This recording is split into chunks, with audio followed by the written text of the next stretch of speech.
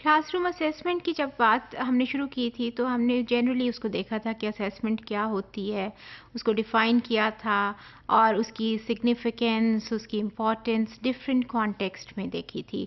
फिर ये भी बात की थी कि हम इसको क्लासरूम असेसमेंट क्लासरूम के सिनेरियो में देखेंगे। फिर उसको नैरो डाउन करते हुए मैक्रो से माइक्रो लेवल पे जब हम लोग आए थे तो फिर हमने टाइप्स ऑफ टूल्स की बात की थी कि असेसमेंट तो हम करते हैं लेकिन कैसे करते हैं, बाय अप्लाइंग दीज टूल्स। और अभी आज हम इसको और नैरो डाउन कर रहे हैं और टूल्स से भी हम टाइप्स ऑफ क्वेश्चंस पे जा रहे हैं कि डिफरेंट टाइप्स के क्वेश्चंस होते हैं ना आपके पेपर में, आपके टेस्ट में, तो उनके ऊपर हम बात करेंगे क्विकली।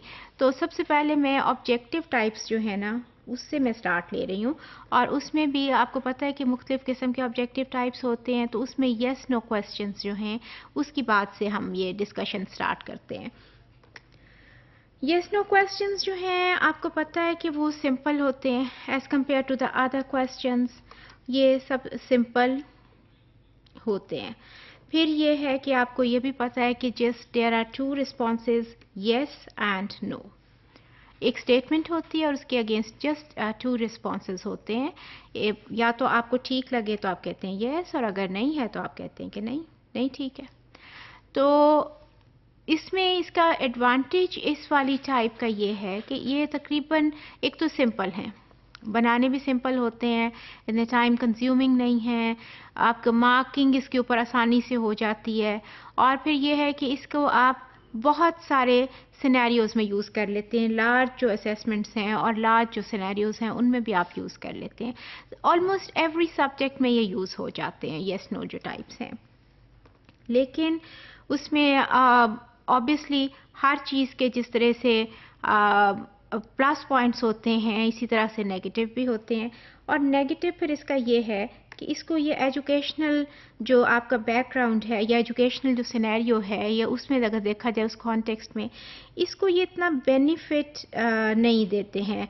एजुकेशनल बेनिफिट जो है ना वो नहीं है। वो किस तरह नहीं है, आपके पास देखें ना एक स्टेटमेंट है तो यस नो से आपको कोई इतना आप मतलब आपकी मेंटल एक्सरसाइज होती नहीं है। और फिर जो मेरा अपना एक व्यू है और एक्सपीरियंस है वो ये है कि अक्सर वाइल्ड गेस भी हम लगा देते हैं ना कि अच्छा यस नहीं शायद यस, ओके नो कर दो।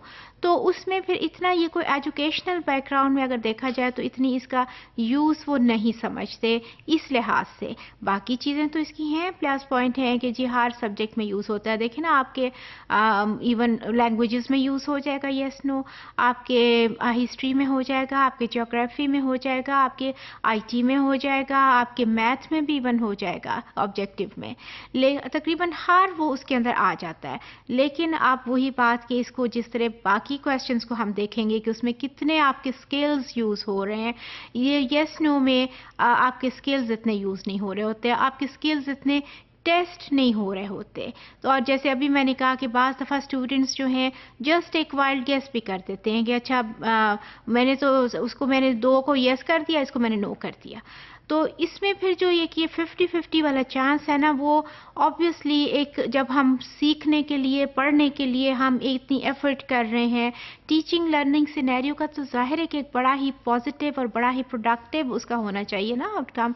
तो वो फिर हमें देखना होता है कि आया उससे ये चीज़ उसको एड अप कर रही है कि नहीं कर रही है।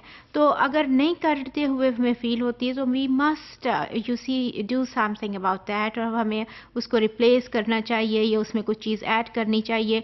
तो येस नो का जो है ना ये टाइप ऑफ क्वेश्चंस है इसमें ये लिमिटेशन आती है कि वो कहते हैं कि एजुकेशनल बेनिफिट जो है वो इसका इतना ज़्यादा नहीं है।